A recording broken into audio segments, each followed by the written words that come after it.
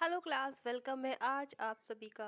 इस लेसन में हम देखने वाले हैं MCQs of John Milton and John John Galsworthy. ये जो लेसन बन रहा है यूपी टीजीटी के पर्पज से बन रहा है। स्टूडेंट्स इनके सिलेबस में है जॉन मिल्टन एंड गाल्सवर्दी, वो भी इसे कंसीडर कर सकते हैं।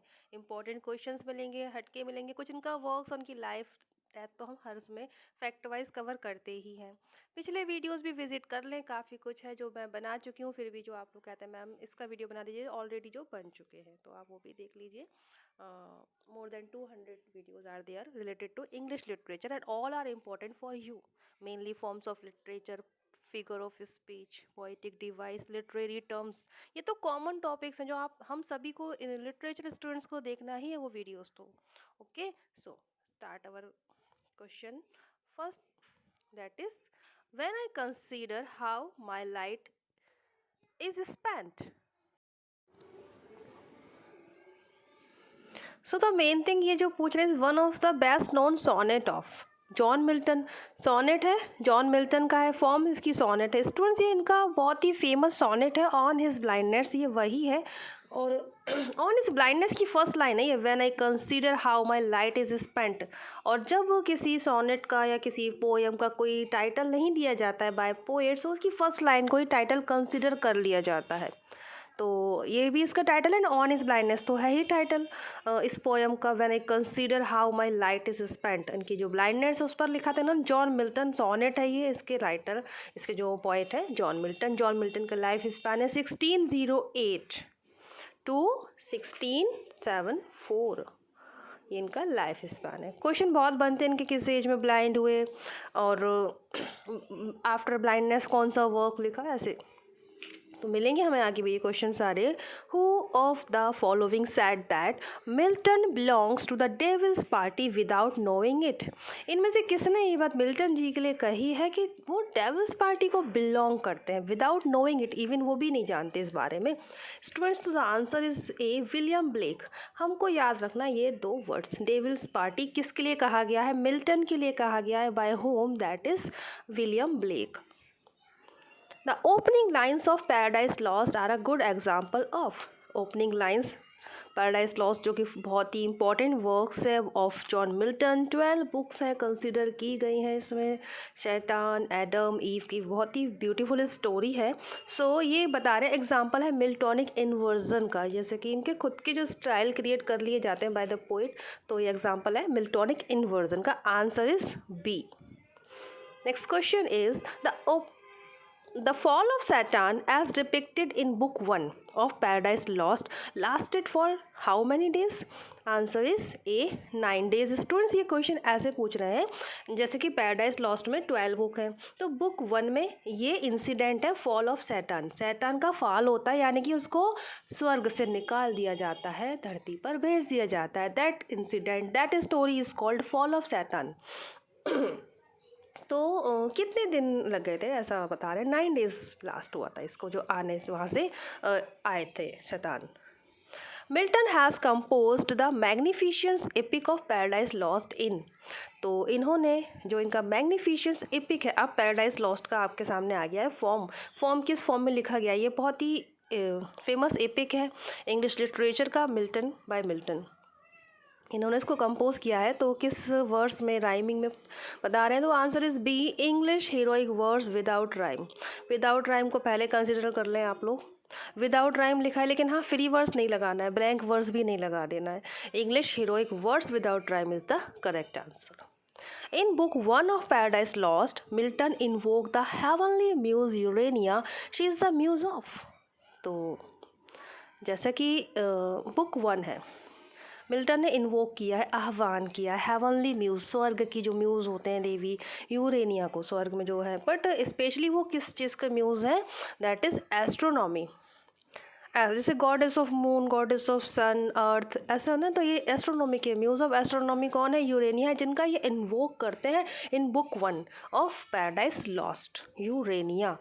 कैरेक्टर ऐसे पूछ लें ये कैरेक्टर यूरेनिया मिल्टन के कौन से वर्क में, दैट इज़ पैराडाइज लॉस्ट। कौन सी बुक नंबर में इन्होंने ये किया है, इन्वोक किया है हेवनली म्यूज़ यूरेनिया को, दैट इज़ बुक नंबर 1।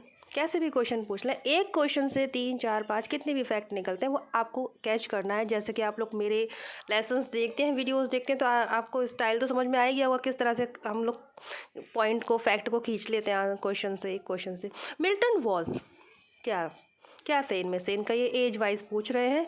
इनमें से यदि हम जो लिखे हैं हमारे सामने 4 ऑप्शंस, तो इनको बिलेटेड एलिजाबेथन पोइट कहा जाता था।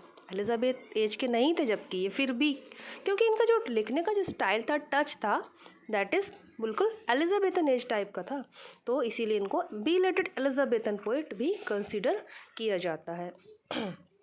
Next question is several of Galsworthy's early novels were written under a pseudonym of।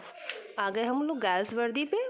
Nobel laureate है, नोबेल पुरस्कार इनको मिला था 1932 में।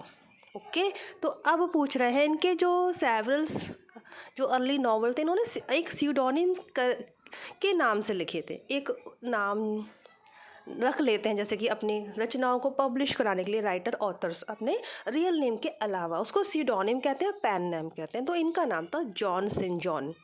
सरफेस का क्वेश्चन है, जो बच्चे अच्छी तैयारी करने वाले उनको ये इजीली आ रहा होगा ये answer. Next question is the first successful novel of John Galsworthy was. पहली सक्सेसफुल नॉवल जो थी, इनकी नॉवल की बात चल रही है, क्योंकि आपके माइंड में सिल्वर बॉक्स नहीं आना चाहिए, ये इनका ड्रामा है। सिल्वर बॉक्स इनका फर्स्ट ड्रामा वर्क है। और यहाँ हम पूछ रहे हैं क्या, novel, first successful novel, that is a the man of property. The man of property is the correct answer, जो कि 1906 में पब्लिश हुआ था। और ये इतना मतलब अच्छा था, सक्सेस इनको काफ़ी मिल गई थी। इनको ऐसे बताते हैं कि जो नॉवलिस्ट थे दैट टाइम के, लिविंग नॉवलिस्ट के फ्रंट रैंक में लाके इनको खड़ा कर दिया था इस नॉवल वर्क ने। स्टूडेंट्स एंड अदर भी इनके ही वर्क हैं, fraternity, silver box and strife. Which novel of Galsworthy is considered to be his masterpiece? इनका कौन सा नॉवल है जिसको मास्टरपीस कंसिडर किया जाता है बाय हिम और by in our English literature world, that is Indian summer of foresight. Indian summer of foresight जो इनका वर्क है, इनका मास्टरपीस कंसिडर किया जाता है। और ये क्या है, ये सीरीज़ है 3 नॉवेल्स की एंड 2 इंटरल्यूड्स। इसमें 3 नॉवेल्स हैं एंड 2 इंटरल्यूड्स हैं स्टूडेंट्स। और ये पब्लिश हुआ था 1922 में। जॉन गैल्सवर्दी का बहुत ही मास्टरपीस वर्क है Indian summer of a Forsyte. And next question, which is Galsworthy first play. अब आ गया प्ले का क्वेश्चन, वो नॉवल का क्वेश्चन था जिसमें आंसर क्या था, द मैन ऑफ प्रॉपर्टी। ये है इनका फर्स्ट प्ले। तो अब लगा देंगे हम लोग आंसर सिल्वर बॉक्स। ठीक है, सिल्वर बॉक्स। बाकी भी इन्हीं के वर्क है, लॉयल्टीज, जस्टिस, जर्सलिन। ओके, सिल्वर बॉक्स इनका फर्स्ट प्ले है। एंड 3 एक्ट कॉमेडी है, 1906 में इसमें आया था, ये भी प्रोड्यूस किया था इन्होंने। और इम्पॉर्टेंट वर्क है इनका। ये वर्क से क्वेश्चन बनते हैं, तो अगर फैक्ट क्वेश्चन आपके गलत नहीं हो रहे हैं तो अच्छे से आपके एग्ज़ाम में क्लियर हो जाएंगे। When was John Galsworthy awarded Nobel prize for literature.